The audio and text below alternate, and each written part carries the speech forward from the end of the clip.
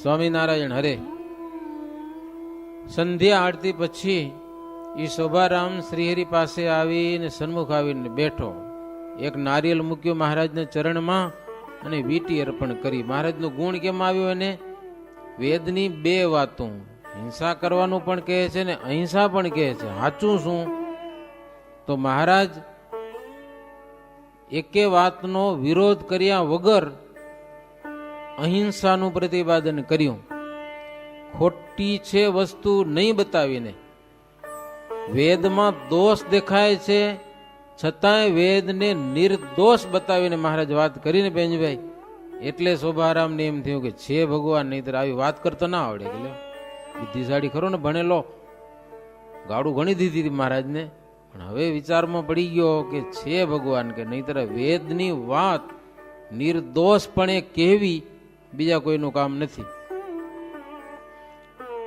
એટલે મહારાજને આગળ આવી શ્રીફળ ભેટ કરીને એક સોનાની વીંટી મહારાજને અર્પણ કરી. મહારાજ જાણ્યું કે આ નમ્યો છે, શિકાર હાથમાં આવ્યો. સમજા ને, આવો કોઈ સિંહ જેવો આવે ને તો મહારાજ રાજી થતા. આ સિંહ પાડ્યો કહેવાય ને, આ તો શિકાર કર્યો. પછી મહારાજ કે કંઈક પૂછવું હોય તો પૂછો, તમને કંઈક પૂછવું હોય તો પૂછો, અમે કહેશું. ત્યારે શોભારામ કે વેદમાં હિંસા કહી છે તેનું હેતુ શું હશે? જો વેદ અહિંસા જ પરાયણ હોય તો એમાં હિંસા શું કામ લખી છે? અને કદાચ હિંસા ન જ લખી હોય તો હિંસાની પ્રવૃત્તિ કેમ થઈ આ લોકમાં? વેદમાં જો ન હોય તો એ મને સમજાવો. કારણ કે વેદમાં હિંસાના શબ્દો દેખવામાં આવે છે એટલે વેદમાં દૂષિત ભાવ થઈ જાય છે. એ દૂષિત ભાવ કેમ ન થાય, અર્થાત વેદમાં હિંસા કેવી રીતે નથી એ કહો. ત્યારે શ્રીહરિ કહે છે ભગવાન જેમ અનાદિ છે ને એમ વેદ પણ અનાદિ છે અને મૂર્તિમાન છે. વાસુદેવ મહાત્મ્યના પૂજા વિધિમાં તેના રૂપ મહારાજ કે દેખાડ્યા છે. વેદના વેદ દ્વારા ભગવાને વર્ણાશ્રમ ધર્મ કહ્યા છે. મહારાજ કે જેમ ચક્રવર્તી રાજા હોય એની મોટપ સર્વોપરી છે. ચક્રવર્તી રાજા છે અને પ્રજા સુખી થાય એવું જ ઈચ્છે. ચક્રવર્તી છે, મોટો છે, બીજાને દુઃખી કરવાનું એના મનમાં ન હોય. અને પ્રજા ગમે એટલી મોટપ પામી જાય, કદાચ ગમે એટલી, પણ રાજાની આગળ તો રંક છે. ચક્રવર્તી રાજા હો, અનેક દેશોનો રાજા, એની આગળ પ્રજા તો રંક છે. અને એ પ્રજા કદાચ થોડું જાજો દોષ કરે ને તો મોટાને રોષ ન હોય, એના ઉપર રોષ ન હોય.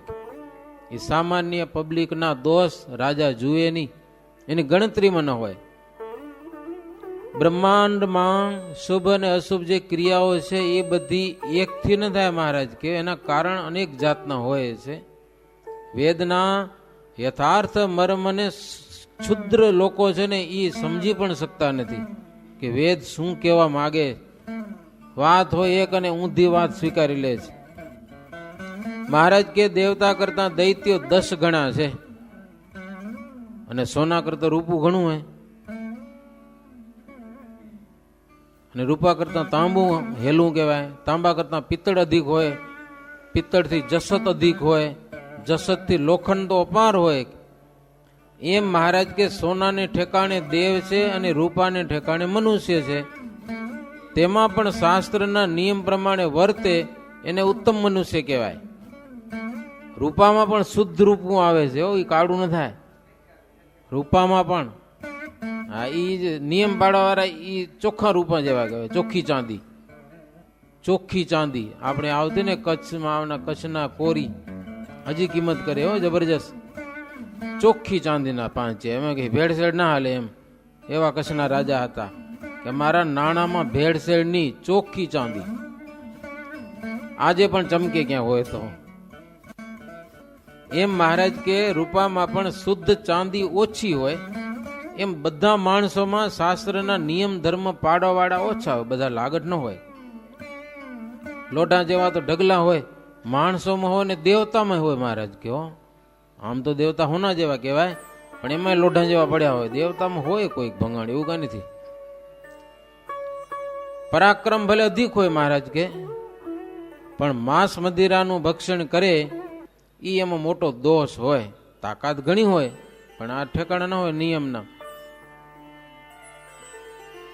તે મહારાજ કે એવી રીતે બહુ કાળે કરીને દેવ દૈત્યની એવી એક રુચિ સદાયની થઈ ગઈ.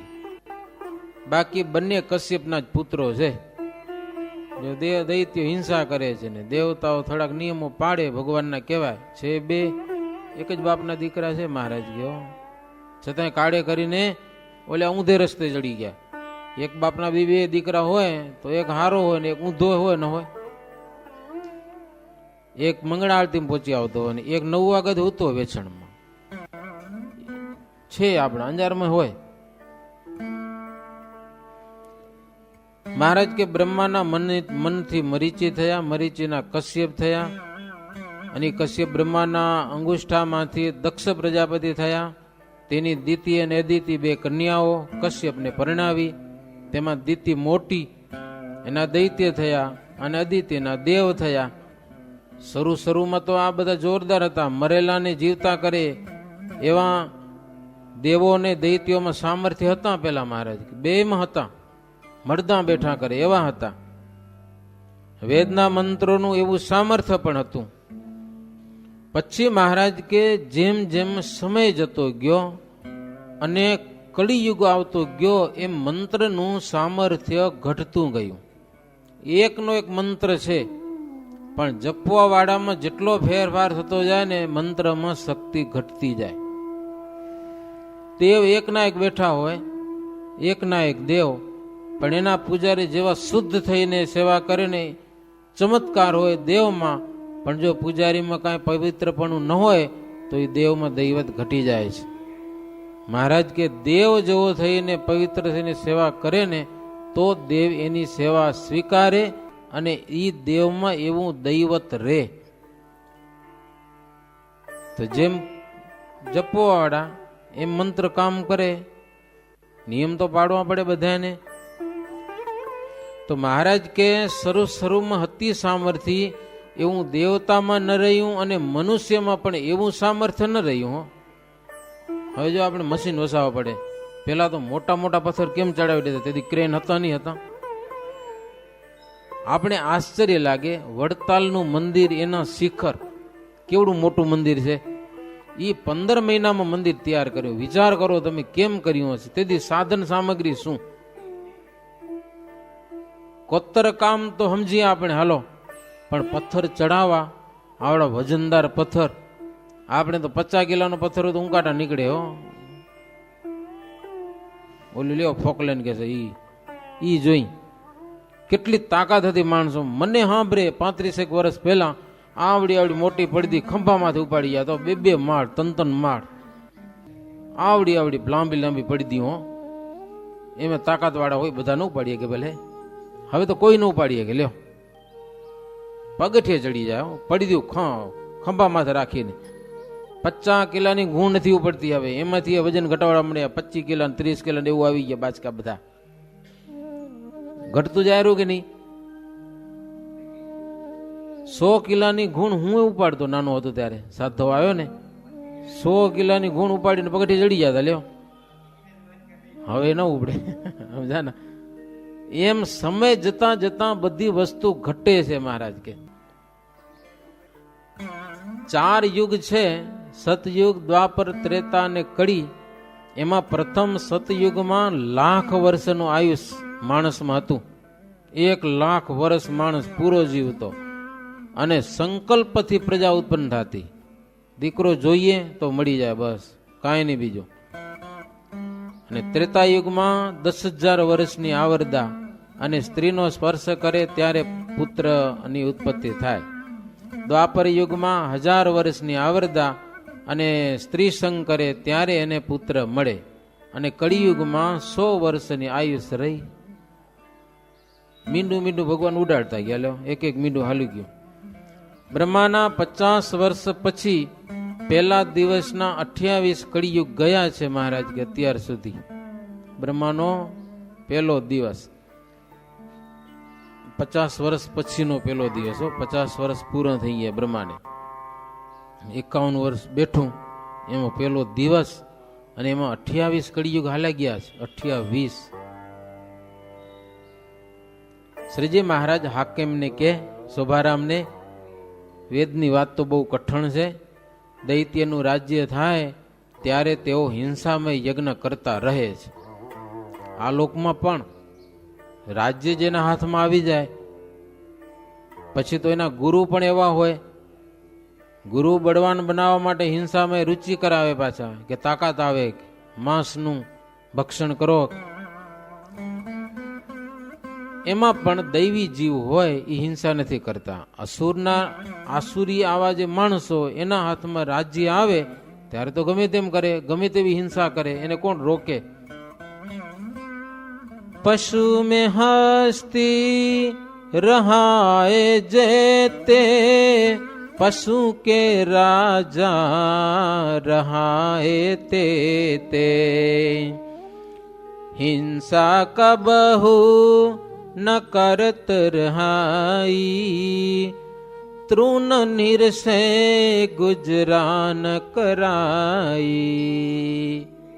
મહારાજ કે પશુમાં હાથી મોટું જનાવર કહેવાય, રાજા જેવું કહેવાય બધામાં, પણ એ દૈવી છે, હિંસા કોઈ દી કરતો નથી. ઘાસ તૃણ ખાઈ અને પોતાનું ગુજરાન ચલાવે છે. અશ્વ છે, ઘોડો હિંસા નથી કરતો. ઊંટ, ગાય, ભેંસ, બકરા, ઘેટાં, વાંદરા, હરણ, ખિસકોલી, ગરદભ, આ બધા છે ને ક્યારે હિંસા નથી કરતા. મનુષ્ય કરતા અહિંસાનું વધુ પાલન કરે છે. મહારાજ કહો સાચી વાત ખોટી વાત? દીપકભાઈ, મહારાજ કે આ બધા પશુઓ છે ને માણસ કરતા અહિંસાનું પાલન વધારે કરે છે, હિંસા નથી કરતા. અને મનુષ્યની પેઠે ફેલ પણ બહુ નથી કરતા, એ ચલાવી લે છે. અને વિષયનો પણ નિયમ રાખે છે. મનુષ્ય ઉપર વેદનો કાબુ, શાસ્ત્રનો કાબુ, વર્ણાશ્રમની આડ, આ બધું હોવા છતાં રાજાનો પણ ભય એના ઉપર, છતાંય છાનો મર્યાદા લોપે છે. લ્યો, આટલો માણસ ખરાબ છે, કેટલા કાબુ આના ઉપર. વેદ એના હારું, શાસ્ત્રો એના હારું, રાજ એના હારું, ગવર્મેન્ટ એના હારું, પોલીસ એના માટે, મિલિટરી માણસ માટે, છતાંય હંતાઈને પાપ કર્મ કરે. લ્યો, મહારાજ કે પ્રથમ કેટલાક ગુરુ અને વિપ્રોએ ભક્તિ વગેરેનો મહિમા દેખાડી અને કેટલાક નરનારીઓને ધર્મ ભ્રષ્ટ કર્યા, કારણ કે રાજ્યના હાથમાં આવી ગયો. હવે લોકો જેનો વિશ્વાસ કર્યો ને એની પાસેથી જ ધર્મની ઘાત થઈ. આ રીતે વેદ વગેરેમાં હિંસાનું પ્રતિપાદન થઈ ગયું. મૂળ વેદમાં હિંસા નથી, પણ આવાના હાથમાં રાજ્ય આવ્યું, ગુરુ એવા કર્યા, વેદમાં પણ શ્લોક બનાવીને માય ઉમેરી દીધા. વેદમાં હિંસાનું પ્રતિપાદન નાખી દીધું માય. અને જીવને અખંડ હિંસા કરવાનો પડેલો સ્વભાવ મુકાવવા માટે જ વેદમાં પણ કાંઈક હશે તો હિંસા મુકાવવા માટે છે. દૈવી રુચિવાળો ક્યારે પણ હિંસા કરતો નથી. આસુરીને માટે દેખાડવા પૂરતી કદાચ હિંસાનું પ્રતિપાદન વેદમાં હોય, દેખાડવા પૂરતું, પણ પરિણામે હિંસાનો નિષેધ કરવા માટે જ છે. સદાનંદ સ્વામી દ્રષ્ટાંત લખ્યું. બાળક છે, બીમાર થાય છે, એને ઔષધ ખવડાવવું છે, પણ એ ગોરી ખાતો નથી, તો એની માં શું કે, ખાઈ જા, તને પેંડો આપીશ એમ કે. પેંડો તો બહુ વાલો, પેંડાની લાલચી ગોરી ખાઈ જાય. પેંડો આપવો નથી એની માને, ખવડાવી ગોરી છે, પણ લાલચ માટે. એમ હિંસા કરતા માણસોને લાલચ પૂરતું કઈ કીધું હોય તો પ્રધાન માની લીધો, પાછા હિંસા જ કરાય એમ. મહારાજ કે ભગવાનના અવતારોમાં આસુરી ગુરુ અને બ્રાહ્મણો હિંસા આરોપી દીધી છે. ભગવાનના અવતારો કોઈ દી હિંસા કરતા નથી, પણ આ નાખી દીધી મેં, એના ચરિત્રોમાં હિંસા ઉમેરી દીધી મેં. હિંસક રાજાનો ગુરુ ગ્રંથ શોધનાર હોય ત્યારે ગ્રંથમાં હિંસાનો પ્રવેશ થાય. રાજાને ગમે એવું ગુરુ કરે. અહિંસકનો ગુરુ હોય ત્યારે અહિંસા મુખ્ય રહે છે. ચક્રવર્તી રાજાની રુચિ એને કોઈ ઉઠાડી શકે નહીં, જેવી રુચિ હોય એ પ્રમાણે થાય. ત્યારે વિદ્વાન પણ એની મરજી પ્રમાણે થોડું જાજુ પ્રતિપાદન તો કરે, રાજાની મરજી હોય એટલે. એમ ધીરે ધીરે હિંસા ઘૂસી ગઈ બધી, શાસ્ત્રોમાં ઘાલી દીધી, વેદમાં ઘુસાડી દીધી અને એનું પ્રતિપાદન થઈ ગયું. મુક્તાનંદ સ્વામી કહે છે, હે ઉત્તમ રાજન, આવા શ્રીહરિના વચન સાંભળીને સુબો આશ્ચર્ય પામી ગયો. શોભારામ, મનમાં ઈશ્વરપણાનો એને પાકો નિશ્ચય થયો કે આવી વાત ભગવાન સિવાય કોઈ ન કરે. બીજાની વાત સાંભળીને સમીપમાં આવતો નતો એવો હતો. મનુષ્ય જન્મ પામ્યો એ ન પામ્યા બરાબર જવાનો હતો, સુબાનો ફેલ જવાનો હતો મનુષ્ય જન્મ. પણ શ્રી હરિના યોગથી દૈવી થઈ ગયો, સુધર્યો. આવા સત્પુરુષનો યોગ ન થાય એ જ મોટામાં મોટી હાનિ છે માનવ જીવનમાં. મહાપુરુષો ન મળે, મોટામાં મોટી હાનિ. અપાર જન્મ જીવને થઈ ગયા પણ આ જન્મ લેખે લાગ્યો. ભગવાન મળ્યા છે. પાપી જીવના અનંત જન્મના પાપ આવરણ કરે છે, તેથી સાચા સદગુરુનો યોગ થતો નથી. મળે તો ઓળખાતા નથી. સૌ ભરી હજારો વર્ષ તપ કર્યું હતું, પણ એક જ વાર માત્ર એક જ દિવસ માછલાનું મૈથુન જોયું તો શું થયું? હજારો વર્ષનું તપ ખોઈ નાખ્યું. પછીથી ભગવાનના સુખને માટે બહુ ઉદ્યમ કરવો પડ્યો સૌ ભરીને. એકવાર પડ્યા પછી પાછા ચડતા ચડતા બહુ ટાઈમ લાગ્યો. શૃંગી ઋષિ, ચેવન ઋષિ, આ બધાને એમ થયું છે. એટલે સુબો પછી મહારાજને હાથ જોડ્યા છે. મહારાજને કે પ્રભુ આપ તો કામનું દ્વાર પણ ઉખેડી નાખ્યું. હો, અધર્મના દ્વાર બધા બંધ કરી દીધા છે તમે. કામને અધર્મનું અતિ બળ છે, ત્યાં બ્રહ્મા અને શિવનું પણ હાલતું નથી. કામની આગળ એ બધાને તમે કબજે કર્યા ને તમારા શરણ સિવાય એ જેનામાં પ્રવેશ કરે છે એને તમારાથી દૂર રાખે છે. કામ ક્રોધાદિક તમારી પાસે આવવા દે નહીં, એમાં પછી વ્યસન કરાવે. આવું બધું એમાં થાય છે તમારા શરણ વિના. ત્યારે શ્રીહરિ કહે છે, ભગવાન ભજીયામાં અંતરાય કરનારા ચોરને અમે ઉઘાડા પાડ્યા છે. હતા બધા ચોર અને ઉઘાડા કર્યા, છતાંય હવે ચોરનો વિશ્વાસ કરે એ જમનો માર ખાય. પછી કે અમે બતાવી તો દીધું ભાઈ આ ચાવ ચોર છે, આનો વિશ્વાસ ન કરો. છતાંય કેટલાક માનતા નથી, તો એને તો જમપુરીનો માર ખાવો જ પડશે, બીજું કાંઈ ન થાય. પાપ કરત જનયંતર તાકે, नास्ति कहो गए हूँ वाके, तिन करके मोक्षता की बाता, अंतर में ले सन चोटे जाता. सत्संग करे इतने होत सुखा, फेर कबही न पावत दुखा. लव सत्संग के सुख हिता में, ब्रह्मांड के सुख जितने यामे. જેને પાપનો થર જામી ગયો હોય ને જીવને જન્મો જન્મના, મોક્ષની વાત એના અંતરમાં પહે નહીં. હો, ગમે એટલી કરો ને મેં ઉતરે નહીં, ઉતરે. થર જામી ગયો. આમ સત્સંગનો ગુણ અને પોતાના દોષ એને દેખાતા નથી. પોતાના દોષ દેખે તેની જ ભગવાન બાવણી પકડે છે ભવસાગરમાંથી કાઢવા માટે. જ્યાં સુધી પોતાનો દોષ ન દેખાય ત્યાં સુધી ઠાકોરજી એની સહાય ન કરે. મજા કરો, બીજા બધા ખરાબ, મારે જેવો કોઈ હારો નહીં. ત્યાંથી સંસારમાં મજા કરો, ચોખ્ખી ના પાડે. જ્યાં સુધી પોતાના દોષ નહીં દેખાય ત્યાં સુધી ભગવાન બાવડી પકડવાના નથી. સુબો કે મહારાજ તમારી વાત તો સાક્ષાત મને વેદ જેવી લાગે છે. કે તમારી વાત છે ને મૂર્તિમાન વેદ છે. હવે તમારી નિંદા કરે એ તો નારકી જ થાય, અને તમારો જેવો સત્કાર કરે એવી એ મોટાઈને પામે છે. મહારાજ કાલે મારા ઘરે રસોઈ જમીને તમને જવાનું છે. મહારાજ કીધું તું ને આવતીકાલે અમારે વહેલું નીકળી જવાનું હોય, આજે પૂછવું હોય પૂછી લ્યો. ત્યાં તો આમંત્રણ દીધું કે આવતીકાલે હવે મારા ઘરે જમવા આવવું જ પડે. મહારાજ કે જમવા નહીં આવી કે આપણે પહેલેથી નક્કી હતું કે નતું. મહારાજ કે કાલે વહેલા સવારે અમે નીકળી જવાના અહીં. મહારાજ કે અમારે પ્રબોધનીનો ઉત્સવ વૌઠા જઈને કરવો છે. ઘણા બધા સંતો હરિભક્તો ભેળા થશે. રસોઈ જમવા રોકાઈએ ને તો સમયે પહોંચાય એમ નથી. સવારે વહેલા નીકળવું જ પડે. મહારાજ કે તમે કહ્યું અમારે ઘરે આવીને જમો એટલે અમે જમાઈ ગઈ કે રસોઈ તમારી મળી ગઈ. શું બો કે પ્રભુ આપણી મરજી, અમારી ખબર રાખજો. હવે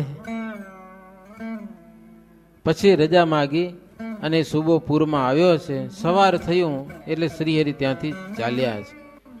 મુક્તાનંદ સ્વામી કે આટલી વાત લખવાની આગળ રહી ગઈ હતી કે ઈ લખી લ્યો. આ વાત આગળ ક્યાંક રહી ગઈ, હવે હાથમાં આવી ક્યાંકથી, વચ્ચેમાં ક્યાં ઉમેરવા જાઉં? તેથી તો પાનામાં લખાતું ને. હવે કોમ્પ્યુટર જેવું જમવાનું નથી, ગમે તે એડ કરવું થઈ જાય. હવે જે ક્રમે ક્રમ મહારાજના ચરિત્રોના પાના લખાઈ ગયા અને આટલા વેચમાં ક્યાંક મહારાજ આવ્યા હશે ને કે ત્યાંથી પાછી પાના બધા ફેલ કરવા પડે.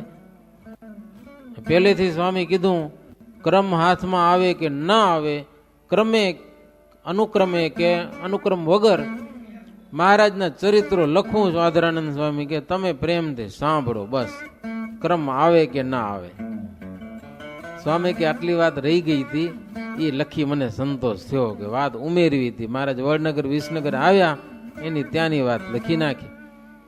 હવેની આગળની વાત એવી છે, રસોઈ તૈયાર થઈ. શ્રીજી મહારાજ પૂરમાં જમવા પધાર્યા છે. બીજી વાર જયારે આવ્યા મહારાજ ત્યારે શોભારામે કહ્યું તે પ્રમાણે શ્રીહરિએ પાડાઓને કીધું શહેરમાં આવ્યા છો, બંદૂકોના અવાજ તમે એક તાર કરજો અને કોઈનો ડર રાખજો નહીં, બરાબર જમાવટ કરજો. એટલે પાર્ષદ બંદૂકોના અવાજની ધૂમ મચાવી. એમ વાજતે ગાજતે જમવાનું ઠેકાણું હતું ત્યાં આવ્યા. શોભારામ આવીને પગે લાગ્યો, હાથ જોડીને બોલ્યા કે પ્રભુ અમારા જવાનો અધમનો ઉદ્ધાર કરવા માટે તમે પ્રગટ થયા છો. પથ્થર જેવા જનને તથા પશુ પક્ષીનો પણ આપ ઉદ્ધાર કર્યો છે. અલે વૃક્ષ સુધીના જીવડાનો પણ તમે ઉદ્ધાર કરેલો છે. આ વખતે બહુ પથ્થર તાર્યા. કયો જગત તમે જયારે આવો છો ત્યારે પથ્થરને તો તારો છો. રામા અવતારમાં આવ્યા હતા ત્યારે અહલ્યા પથ્થર થઈ ગઈ હતી, એક પથ્થરનો તમે ઉદ્ધાર કર્યો હતો. અને કૃષ્ણ અવતારમાં આવ્યા હતા એટલે ગોવર્ધનને તાર આખો અધર ઉપાડ્યો. પણ આ વખતની તો વાત જવા દો, અગણિત ને તારી નાખ્યા. પથ્થર લોઢા જેવા કોઈ દી નતર એવા જીવ. હું કેવો હતો કે પોતાની વાત કરે. તમે મળ્યા ત્યાં કઈક માણ થયો. શોભારામ કે પછી મોતીરામે સંતની પંક્તિ કરવા માટે ચોક આખો બગીચા જેવો શણગાર્યો હતો. એવી સરસ મજાની એમ રંગોળીઓ પૂરી. શ્રીજી મહારાજ આવ્યા, પ્રથમ સ્નાન કર્યું. મહારાજ જમવા બેઠા, ભોજન કર્યું છે. આમ જાત જાતના થાળ બધા આવ્યા હો, મિષ્ટાનના. પકવાન ઉપર સોનાના વરખ ચોડેલા હો, સોનાના વરખ હો. કાઠીઓ બોલવા લાગ્યા કે આજે તો અમે સોનાના પકવાન જોયા. પંગતમાં બેઠા હતા ને બધા, હોનાના ચગદા. આપણે પીળા તો કરી કલર નાખીને, તો પ્યોર સોનાના ચગદા જોયા કે આજે. કાઠીઓ કે નાગર લોકો પૈસા વાળા બહુ હોનાના લાડવા ખાય કે લ્યો એવડા. ને બુદ્ધિ પણ એવી, એને ખાતા આવડે ને એવું બીજા કોઈને ખાતા ના આવડે. લગભગ રાજાના પ્રધાન પણ નાગર હોય છે મોટે ભાગે. પણ રાજ્યનો છક હોવાથી અને ધનનો છક હોવાથી સત્સંગ કોઈ કરતા નથી. કેમ કાઠીઓ મારા પોતપોતામાં વાતો કરતા હતા. ભજન ન કરે. નાગર બ્રાહ્મણો જોજો ઓછા મળશે મહારાજના વખતમાં. એક કાશી વિશ્વનાથ મહાદેવને મુખ્ય માને, વૈષ્ણવ તો કોઈ થાય નહીં, મહાદેવજીને માને. કાઠીઓ પરસ્પર વાતો કરે કે એક નરસિંહ મહેતો વૈષ્ણવ થયા તો હારા નાથ બારા કર્યા લો નાગરો ભેગા થઈને, એવા હરામી એમ. એક નરસિંહ મહેતાએ વૈષ્ણવપણું સ્વીકાર્યું તો નાથ બારા મૂક્યા, અને એમાં પણ જે શક્તિપંથી હોય તો ન કરવાનું કરે. એવા બધા આ નાગરો છે. આવા કાઠીના વચન સાંભળી અને શોભારામ કે એ નાગર હતો. શોભારામ મહારાજને કે વાતું કોણ કરે છે? કે હા, અમારી આવી વાતું કોણ કરે છે? શ્રીજી મહારાજ કે એ તો બધા મોટા મોટા કાઠીઓ છે, હો, મોટા મોટા ગામ ધણી છે, એક એક બે બે પાંચ પાંચ ગામના ધણી છે બધા, કે જેવા તેવા નથી. કે શોભારામ કે કાઠીના ગામના ને તો ભાવનગરના રાજાએ બધા વશ કર્યા છે. એનો ગરાસ હતો, ગરાસવાન હતા, એ ગરાસ વગરના થઈ ગયા, અને વગર ગરાસવાળા હતા ને ગરાસવાળા થઈ ગયા. ગરાસવાળાને પણ નોકર રાખ્યા છે કાઠિયાવાડમાં, એવું છે.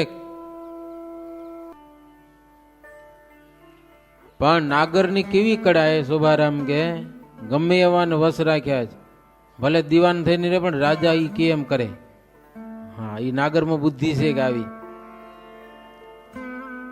પણ કાઠીની જાત સમજતા નથી કે ભાઈ ભાઈમાં કુસંબ કરી અને કેટલા ગરાસ ખોઈ નાખ્યા ઝઘડામાં, વ્યસન ફેસનમાં બધું નાખી દીધું. શોભારામ કે બીજી બધી વાતો જવા દો, ભગવાન જેવો કોઈ નહીં હો, એના જેવું કોઈ નહીં. છતાંય હું કેવો હતો, મારા નેત્ર ગયા ન હત તો હું અહીંયા ના આવત. મહારાજને કહો, મારી આંખીઓ જો ખોટી ન થઈ જાત ને, હું આંધળો જો ન થાત ને, તો તમારી પાસે ન આવત. કે એટલે સત્સંગનો બધી પ્રકારનો મેં દ્રોહ કર્યો છે, બધી પ્રકારનો. અને એનું મૂળ કારણ ભુજનો જગજીવન મહેતો, એ નાગર, એને કેટલો દ્રોહ કર્યો. દ્રોહ કરવાથી બુરે હાલે મર્યો તોય અમે કોઈ સમજ્યા નહીં. છેવટે મારી આંખીઓ તમે ખોઈ નાખી એટલે તમારે શરણે આવ્યો છું. એવા અમે તો ખરા. પછી શોભારામે મહારાજની પૂજા કરી છે, આરતી અને સ્તુતિ કરી. મહારાજને કીધું, પ્રભુ મેં જેટલા અપરાધ કર્યા છે ને એનો હવે મને દંડ દેજો. કે જેટલો ગુનો થતો હોય બધું દઈ દો, કે મને દંડ દઈ દો. એમાં તમે કસર રાખો તો હવે અમારે માથે દોષ નહીં, તમને છૂટ. આ જીવ તમને સોંપી દીધો છે એમ કહીને મહારાજને સાલ ઓઢાડી અને ચંદનની અર્ચા કરેલી છે, અને મહારાજના ચરણ છાતીએ લીધા.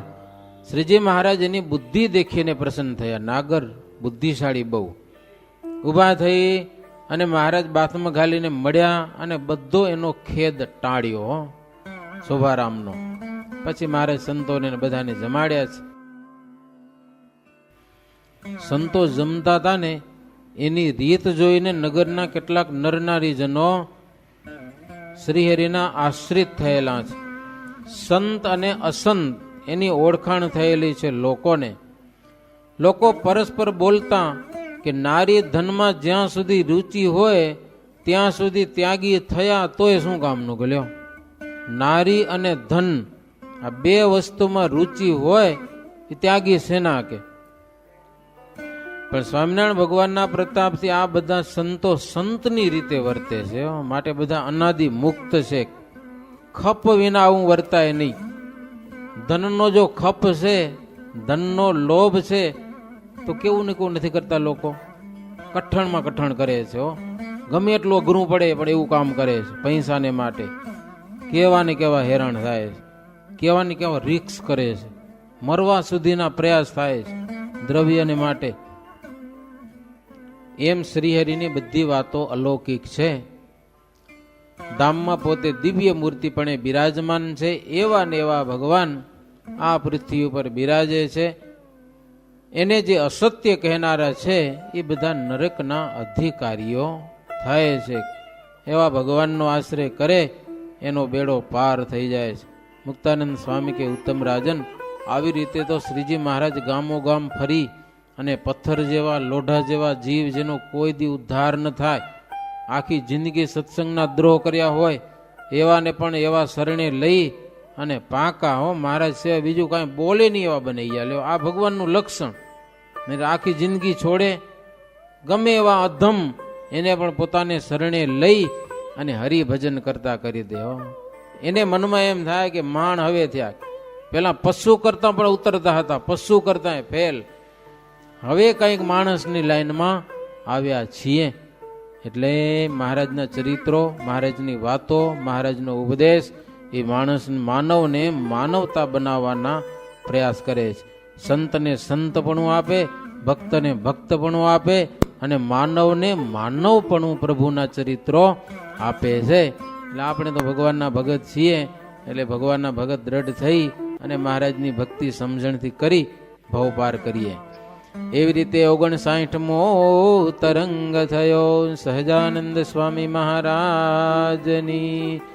શ્રીપતિમ શ્રીધરામ સર્વદેવેશ્વરામ ભક્તિધર્માત્મજમ વાસુદેવમ હરે માધવમ કેશવમ કામ કારણમ સ્વામિનારાયણમ નીલકંઠમ ભજે સહજાનંદ સ્વામી મહારાજની.